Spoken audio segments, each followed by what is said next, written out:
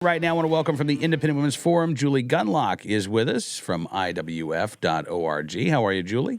I'm doing well. How are you? I'm good. I appreciate you coming on the program. I know it's been a busy, kind of hectic day for you. Oh, yes. Yes.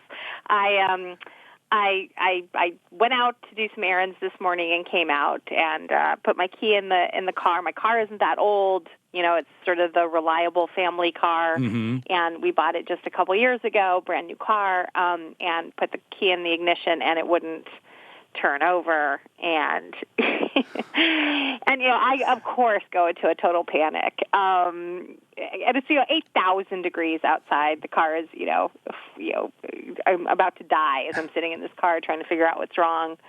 But everything worked out. AAA came out and gave me a jump, and they were very nice, and finally got everything working. But, yeah, kind of a hard morning, sort of ruined my day. I mean, talk about first world problems, right? Listen to me complaining about this. But I believe I have a list of things. I'm very much a check your list off kind of girl. I make a list, I have to do things, and now my day is totally messed up. Thrown off, right?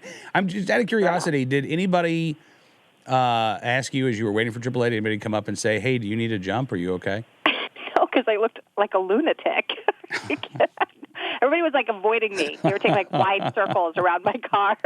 I was like, what the heck is going on here? And that's cleaning up the language. Yeah. So no, nobody helped. Nobody wanted to be near me. Maybe they heard how you treated that FBI agent, that nice FBI agent. Yeah, exactly. Even when I called my husband and said, I need help, he was like, that's why we have AAA, so I don't have to leave the office in the middle of the day. And so he wouldn't even help me. So, yeah, I was fine. I took care of it. Everything's I'm fine. But no, I got no offers of help. Well, I'm sorry to hear that. I'm far too old for that now, I guess. I'm glad that you were able to take care of it all on your own. You didn't need anybody's help, except for AAA's. Except for AAA's help. But anyway, there's a piece at IWF.org by your colleague Charlotte Hayes. Pop-Tart boy meet Handprint mom. All right, so we remember Pop-Tart boy. That was the kid in Maryland who bit the Pop-Tart into either the shape of a gun or the shape of Idaho. Or whatever, but he apparently had it in his hand. Teacher thought it was supposed to be a Pop-Tart representation of a gun, and he got suspended. All bad things happened, and now you've got the case of the Handprint mom in Bozeman, Montana, right? Yeah. This is such an awful story. I mean, it's the kind of story that we can laugh at, but it's one of these. Yeah, it takes a little bit to get to the laughing stage. I got to say, I mean, this is really serious. Yeah, no, I mean but I mean, it's one of these things. It's just so absurd. You can kind of laugh. I mean, the Pop-Tart story. There was a part of it that was like, this is just insane. Like you can kind of laugh at just the absurdity of it all. But I mean, that kid did get suspended, and it's quite serious. But again, this is a daycare facility. The daycare operator. She was changing the child and saw a bruise on the baby's chest. Okay, and the daycare facility never called the mother. Never contacted her about this, bruise on the baby's chest. The daycare facility immediately went to the state, called CPS. Okay. To report this bruise on this baby's chest. Okay, I mean, can you imagine? And guess what? It wasn't a bruise. It was a birthmark, okay? So there's been no abuse. And I mean, look, toddlers, I mean, my child went flying headfirst into a church pew once and had a goose egg on his head, the size of a baseball. Someone could have thought, well, obviously she's beating her kid, or they could have thought, well, toddlers fall down, okay, or babies sometimes, fall off beds or whatever. No, so this daycare worker immediately calls CPS, and now there's a file on this mother, and she has to be accountable to that. She has to actually go to meetings with her husband and CPS on August 10th. She has to take her son to a pediatrician to be examined. I mean, apparently because this has been filed, they can't just pull back. They have to go through the whole series of hearings, even though clearly this wasn't a bruise, and clearly this daycare worker, even if it had been a bruise, overreacted. The mom said that at that appointment with CPS, As you say, she went to the pediatrician beforehand. The pediatrician gave her a note that said, yes, this is a birthmark. She apparently had several photos going back months on Facebook. The child is 9 months old in question, and the birthmark appeared at about 5 months old.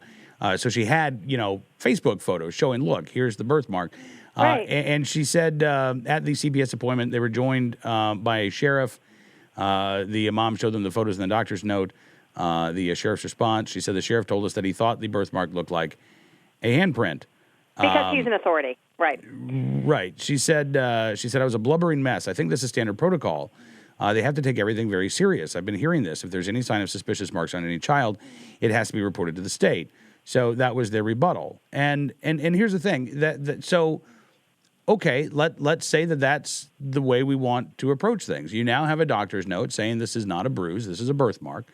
You have the physical evidence showing that this has been present, same shape, same mark for months now, which would not be indicative of a bruise. As Reason Magazine says, O'Hare and her husband have to go again before CPS and the sheriff in 3 weeks, and until then, their case is open. So, it's one thing to say, look, you're concerned. Maybe you don't think about calling the parent because you're concerned that the parent is abusive, so you just call the police right away. But it's another thing for this to then linger when everybody is aware that this is not child abuse. But also, look, I get it that, that yes, that's the real problem that's lingered. But also, I mean, this is a daycare worker who just assumes the worst. I mean, that is what's happening in our culture now. That there is this, you must assume the worst about parents. Parents are always bad.